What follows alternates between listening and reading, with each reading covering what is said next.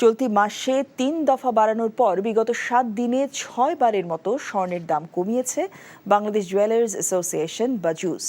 সবশেষ সোমবার দেশের বাজারে স্বর্ণের নতুন দাম নির্ধারণ করে সংস্থাটি।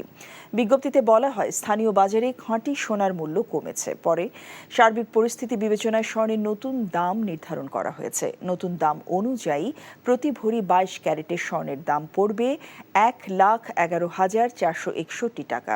এছাড়া ২১ ক্যারেটের প্রতি ভরি ১,০৬,৩৯৯ টাকা, ১৮ ক্যারেটের প্রতি ভরি ৯১,২০১ টাকা ও সনাতন পদ্ধতি প্রতি ভরি স্বর্ণের দাম ৭৫,৮৩৯ টাকা নির্ধারণ করা হয়েছে। এ নিয়ে ১২ দিনের ব্যবধানে দেশের বাজারে ৯ বার স্বর্ণের দাম সমন্বয় করেছে বাজুস।